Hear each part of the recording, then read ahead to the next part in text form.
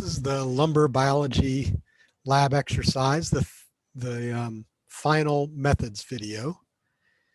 This is labeled as number 2 in the methods, xylem cell structure and paper production. So everything we've looked at so far in this lab has been solid wood. What do the cells look like when they're in the tree or when they're cut into a board, for instance, in a sawmill? And how does the relationship of the cells to each other affect how that wood looks? But of course, an important product from trees is paper. Like I said in lecture, paper is made by basically separating xylem cells from each other, suspending those xylem cells in a slurry of water, spraying that slurry over a screen, basically drying it, and that essentially is paper. So this part of the lab exercise is to get you to think about, what xylem looks like when it's broken apart, the lignan's been removed, and then relate that to the paper making process. And I'll talk you through that. So first I want to show you a couple of cell types under magnification. So the first cell type we're going to look at is Melaleuca.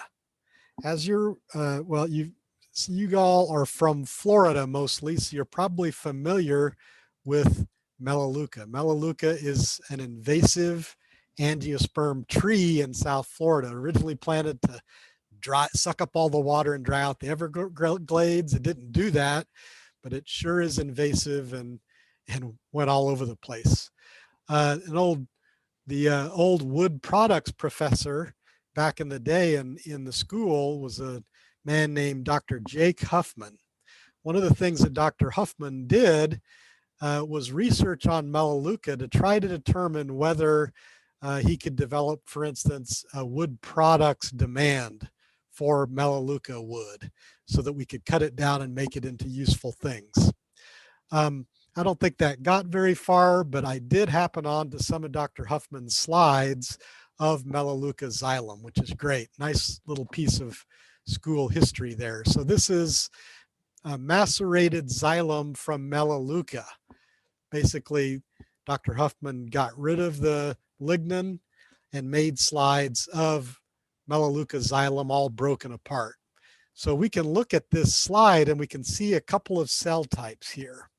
So in this Melaleuca xylem, this is at about 100x magnification, we can see a bunch of fiber cells. These long cells, these are fiber cells. But right here in the middle, this is a vessel element from Melaleuca. So that's pretty cool. And I believe these cells over here, these are probably ray parenchyma cells. So these are ray cells from Melaleuca.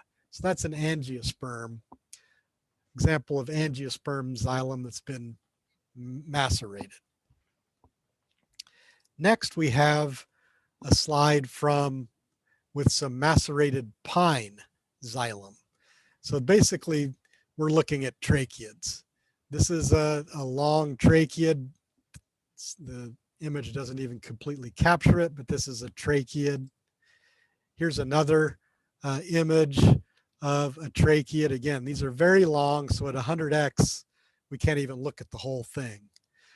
But we can see it's narrow, long, and we can see all the pits, the pores in the side of the tracheid. These are all pits. One more image. This is also pine tracheids. Okay, so those are what different types of xylem look like when they've been macerated, split apart. So I want you to make figures in your lab report of both the Melaleuca and pine xylem. So the next part of the lab is a little detective story. So what I have here is I took samples of 2 types of paper, brown paper bag and white writing paper. I ground them up in water, basically created a slurry from those types of paper, and then put them on microscope slides and took microscopic images of that paper. of the slurry from the paper. So basically, what kinds of cells do we see in brown paper bags and in white writing paper? So the first image is an image from a brown paper bag. These are a couple of microscope slides from that brown paper bag sample. I did these, so they're not great, but what I want you to do is look at these and see, okay, what kind of cell types are we seeing here? Basically, we're mainly seeing tracheids in these cell types. This is an image.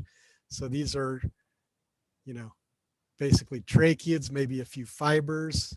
This is a tracheid here in another image. So that's the brown paper bag image. The next image, these are images from writing paper. You also will see tracheids and fibers in that writing paper, but I found a couple of cell types here that I think are informative. These are vessel elements in that writing paper sample. So based on those two samples, I want you to make an educated guess as to what types of wood were used to make the brown paper bag and the writing paper, and then why the paper engineers might have chosen those species to make that particular type of paper. So I want you to use some images in your lab report, properly format them into figures, and then talk about them relative to those different types of paper and why they may have chosen those species to make those types of paper. Again, follow your lab handout carefully. It describes all those steps, I think, pretty clearly.